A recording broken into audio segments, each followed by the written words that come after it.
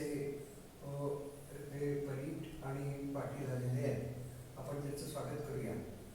आणि मी त्यांना ज्ञानदीप फाउंडेशनचं कार्य कसं चालतं आणि कशा पद्धतीने आपल्याला त्या शारदा कन्सल्टंटशी कोलॅबोरेशन करता येईल याविषयी थोडीशी प्राथमिक माहिती सांगितली. तर मी त्यांना रिक्वेस्ट करतो की त्यांनी आपल्या कन्सल्टन्सी फर्मच्या बद्दलची माहिती आम्हाला द्यावी. आणि आपण एकेकाने तर जरी सांगितलंच आणि मी काही प्रश्न विचारतो आणि तुम्ही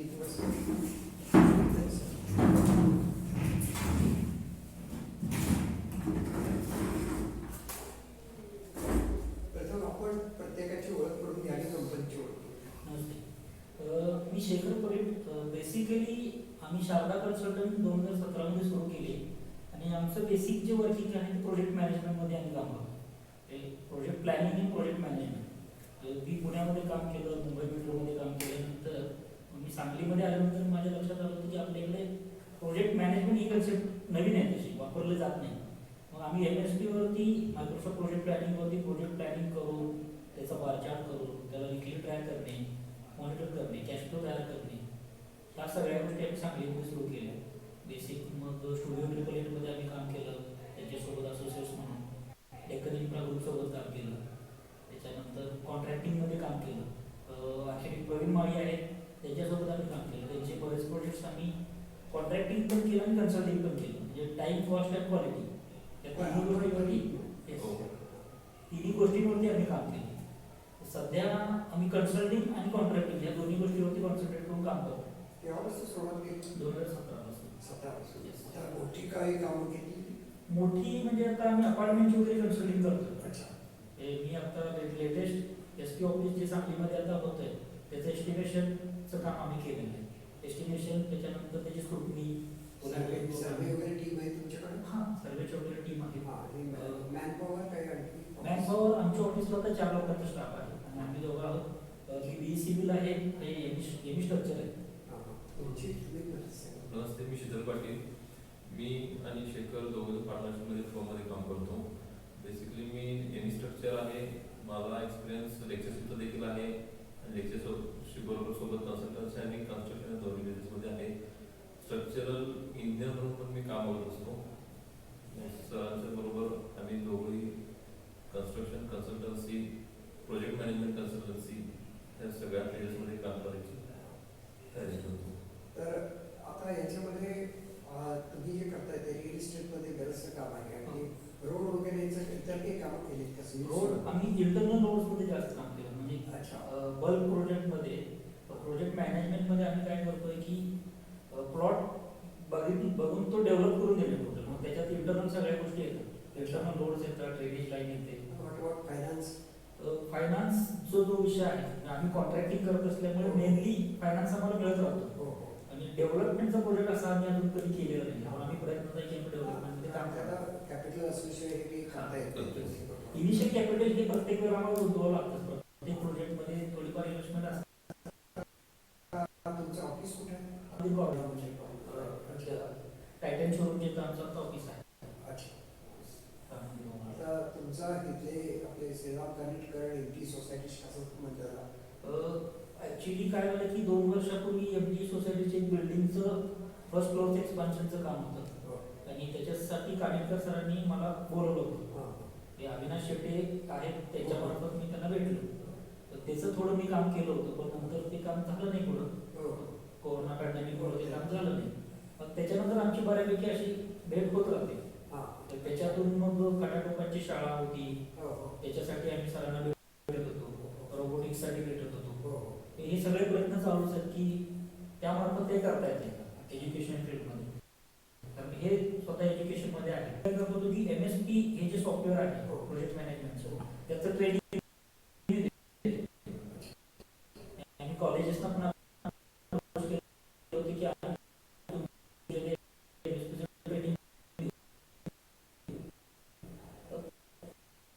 त्या गोष्टी की परत मॅटर करतात की त्या दृष्टीने आता तुमचा ट्रेनिंग प्रोग्राम सुरू करणार आहे इन प्लेस. अँड ह्याबाबत तुमचं काही MSP तुम्ही करू शकता. व्हिडिओचे पॉवर पॉईंटमध्ये जर ते घेतलं ते विद्यार्थी ज्यांच्याकडं प्रश्न त्यांचं मॉनिटरिंग करून त्यांना उत्तर देणं कन्सल्टेशन आपण करू शकतो. As a guide you can work in this thing. Already done what are the difficulties, what are the problems, and if you want to expand it, what will be the other things, whether there is a competition from big firms, and what happens if you want to diversify your industry. अशा रीतीने जर काही असेल तर तुम्ही सांगू शकता. आणि लेटेस्ट काय येतात टेक्नॉलॉजी आय टीमध्ये आली, मॅनेजमेंटमध्ये आली, त्याच्यामध्ये आम्ही पण त्याच्यामध्ये सहभागी होतो. म्हणजे जॉईंटली आपण एखादा कोर्स डिझाईन करून MSPचा प्रोजेक्टचा यंग कन्सल्टंटसाठी कन्स्ट्रक्शन फील्डमध्ये कसा MSPचा वापर करायचा त्याचं तर तुम्ही एक्झाम्पल्स करून जर शिकवू शकला तर एक आपण चांगला कोर्स डिझाईन करू शकतो. ज्ञानदीप फाउंडेशन तर्फे आपण तो मार्केटिंग करू शकतो. कारण कन्स्ट्रक्शन फील्डमध्ये मेन प्रॉब्लेम हाच असतो की बाहेर पडल्यानंतर आता यांच्यासारखे ME झालेले पडते आहेत पण त्यांचं खूप नॉलेज आहे पण प्रत्यक्षात त्यांना बाकी मॅनेजमेंट नसतं, त्यांच्याकडे फायनान्स नसतो, त्यांच्याकडे मॅनपॉवर नसते, त्यांच्याकडे जागा नसते आणि इमिजिएट पैशाची गरज असते. अशा वेळेला त्यांच्या नॉलेजचा वापर कसा करता येईल बिझनेसमध्ये त्याच्याबद्दल तुम्ही विचार करा आणि एखादा असा कोर्स डिझाईन करा आणि तो कोर्स आपण करू आणि you will be the incharge, you will decide what will be the fee, you will decide what will be the duration, you will decide how the students will be given. Generally, training will be one-to-one basis.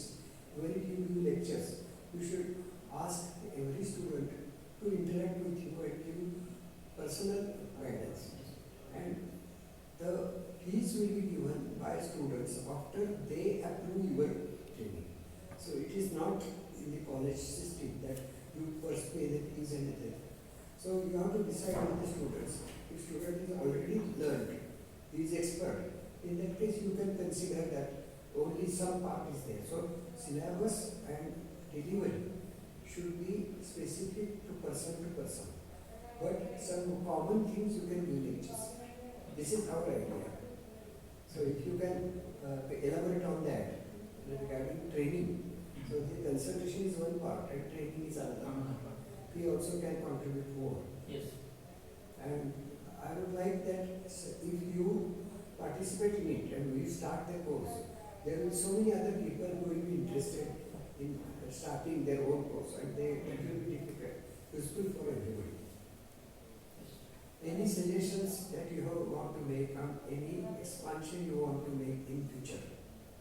Okay, elaborate. What way you want to grow your business? Basically सांगलीमध्ये आल्यानंतर मला project मॅनेजमेंटचा थोडा आभास झाला मला प्रोजेक्ट्सवर. सांगलीत मोठमोठे projects होत आहेत पण टाइम शेड्यूलमध्ये ते प्रोजेक्ट कम्प्लीट होत नाही. मोठ्या मेट्रो सिटीमध्ये पहिला टाइम डिसाईड केला जाते मग प्रोजेक्ट इम्प्लिमेंट करून विथिन टाइम तो प्रोजेक्ट कम्प्लीट केला जातोय. पण आपल्या इकडे तो अवेअरनेस नाही आहे. आपल्याकडे प्रोजेक्ट स्टार्ट केला जातोय तो एंड कधी होणार ह्याचं डिसायडेशनच नसते कारण की त्याला प्रॉपर मॅनेजमेंट सिस्टीमच डेव्हलप केलेलं नसते.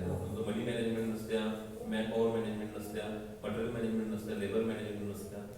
त्या सिस्टीमसाठी किंवा त्या प्रोसेससाठी आम्ही भरपूर डेव्हलपर्सना कॉन्ट्रॅक्टर्सना भेटतो की तुम्ही या पाथ निघालात तर तुमचं ड्युरेशन कमी होईल आणि कमी ड्युरेशनमध्ये तुमचं कन्स्ट्रक्शन फास्ट होऊन वेळ वाचेल कारण की जेवढा वेळ जादा जाणार आहे तेवढे फायनान्स पण जादा जाणार आहे. कमी वेळेत काम भरपूर झालं तर शिल्लक कॉन्ट्रॅक्टरकडेच पैसा भरपूर राहील. त्या हिशोबाने आम्ही डेव्हलपर्सना कॉन्ट्रॅक्टर्सना अप्रोच करून या सगळ्या सिस्टीम समजावून सांगितल्या. काहींनी आमचं पडल्यानंतर आम्हाला ट्राय देखील केलं, त्यांना आमचा पाथ समजल्यानंतर ट्रेनिंग दिल्यासारखं झालं. त्यांच्याबरोबर 2 वर्ष काम केलं. काम करून झाल्यानंतर मग आमचा पाथ त्या आयातचं फॉलो करतात. तर इंडिव्हिज्युअल कन्सल्टंट, इंडिव्हिज्युअल क्लायंट आणि ऑर्गनायझेशन क्लायंट याच्यामध्ये तुम्हाला काय फरक जाणवतो? म्हणजे संस्था असेल त्यांचं काम करायचं किंवा एखादा इंडिव्हिज्युअल माणूस आहे त्याला डेव्हलप करायचं त्याच्यामध्ये अप्रोच कसा तुमचा बदलतो किंवा त्यांचा काय अप्रोच असतो? पैशाबद्दल, देण्याबद्दल, अप्रुव्हलबद्दल किंवा नगरपालिका आणि त्यांचे नगर विकास करते यांचा काय प्रॉब्लेम येतो? तुम्हाला डिफिकल्टीज काय येतात? लेबर मिळवण्यासाठी कसा प्रॉब्लेम येतो त्याच्याबद्दल तुम्ही सांगू शकता? लेबरसाठी तसं बघायला गेलं तर ओव्हरऑल आता काय की इंडिव्हिज्युअल क्लायंट जो असतो तो चुजे आहे फार आपल्या तेवढं डेव्हलपमेंट नसल्यामुळे इंडिव्हिज्युअल क्लायंटला फार प्रॉब्लेम आहे.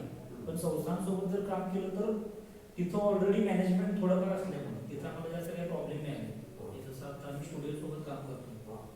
रोटरी क्लब सोबत आता आमची नाही, आता इंडिव्हिज्युअलसाठी तुम्हाला इनिशियल सगळं द्यावं लागतं असं नाही, ते तुम्ही हळूहळू सांगू शकता. पण इन्स्टिट्यूशनला तुम्हाला टेंडर नीट भरावं लागतं हो. आणि कॉम्पिटिशन असते. Competition. तो आहे. मग टेंडर भरणे किंवा हे करणे याच्याबद्दल तुम्ही कुठून ही माहिती मिळवता, कामं मिळवता? आता बेसिकली काय की सांगलीमध्ये बऱ्यापैकी जे टेंडर्स निघतात म्हणजे इन्स्टिट्यूटचे असतील किंवा प्रायव्हेट फर्मच्या ज्या टेंडर्स निघतात ते त्यावेळी काय केलं जातं की इनिशियली 8 ते 10 लोकांना टेंडर दिलं जातं की ज्याच्यामध्ये म्हणजे प्रोजेक्ट बघून. आता आम्ही एका 2-3 प्रोजेक्टसाठी टेंडर भरले होते, लायन्स क्लबसाठी वगैरे टेंडर भरले होते, कारण ते नो आम्ही त्याच्यामध्ये काम करतोय म्हणून आम्हाला तिथे रिक्वेस्ट लेटर आले होते. म्हणजे पर्सनल कम्युनिकेशन आणि माहिती असणं त्याशिवाय काम पहिल्यांदा मिळत नाही. एकदम अनोळखी जाणं म्हणजे टेंडर न मिळण्याचं. You are only just adding that some another person असं होतं. आणि त्याच्यामध्ये हा प्रश्न येतो की पहिल्यांदा तुम्ही करण्यासाठी काही सोशल ऑर्गनायझेशनशी तुम्ही कनेक्टेड आहे का? रोटरी क्लब, लायन्स क्लब असं? कनेक्टेड आहे. हां, अच्छा. कारण बिल्डर्स असोसिएशन आहे, इंजिनियर्स असोसिएशन. त्या असोसिएशनला मी आहे ऑलरेडी कनेक्टेड. म्हणजे आमचे जे झेडपीचे लायसन्स वगैरे आहेत त्याचे असोसिएशन आहे, त्यांना मी कनेक्टेड आहे. अच्छा. क्रीडा म्हणून चांगला असोसिएशन मोठा आहे, त्याच्या मी मेंबर आहे. त्याच्यानंतर बिल्डर्स असोसिएशन आहे, आर्किटेक्ट असोसिएशन आहे. म्हणजे आमचा काम करताना वेगवेगळ्या पर्सनची कॉन्टॅक्ट होत जातो आणि त्या कॉन्टॅक्ट थ्रूच पुढची सगळी सिस्टीम म्हणजे कॉन्टॅक्ट हा सगळ्यात सगळ्यात त्याशिवाय होत नाही. आता आम्ही काय केलंय की इथं mysandy.com म्हणून आम्ही वेबसाईट केलेली आहे मराठीत. ती साईट बघतात अनेक लोक. त्या English.org एन्व्हायरमेंटल केलेली आहे, कोल्हापूरची केलेली आहे, mykolhapur.in या सगळ्या साईट्स केल्या. त्याच्यामध्ये मी गुगलच्या ॲड्स नाही घेतलेल्या, फक्त आपल्या लोकांच्या ॲड्स घ्यायची अशी कल्पना आहे. पण अजून लोकांना वेबसाईटवरती ॲडव्हर्टाईजमेंट ही आयडिया अजून माहिती नाही. त्या दृष्टीनं मला असं काय म्हणायचं की तुमची आधी आम्ही ॲडव्हर्टाईजमेंट दोन्हीकडे करू, कोल्हापूर आणि सांगलीच्या ह्याच्यामध्ये, आणि तुम्ही त्याच्यामध्ये तुमचा आता हा व्हिडिओ पण आपण टाकूया म्हणजे people will know about you. आणि मग त्याच्यामध्ये एक चॅट रूम टाकून आपण एकमेकाशी डिस्कस केलं तर we can have such events in further. So I hope that you will join us as a collaborative associate, and I say that you will definitely grow. And recently we have done such interview with one consultant from Ahmedabad. He is student from Pachal College. He is environmental consultant, Tarun Gurnani. त्यांचा video आम्ही इथला प्रवास केला आणि तो अहमदाबादला consultation सुरू करत केले. त्याला अनेक अडचणी येतात. 3-4 वर्ष त्यांनी नोकरी केली आणि नंतर सुरू केले. मग मोठ्या मोठ्या कंपन्या त्याला खाली पाडायला प्रयत्न करतात आणि मग त्याच्या पार्ट पुन्हा त्याचं सब कॉन्ट्रॅक्टमध्ये करायचं, काय करायचं अडचणी येतात. या सगळ्या अडचणी लोकांच्याकडे मांडण्याचं आमचं उद्देश आहे.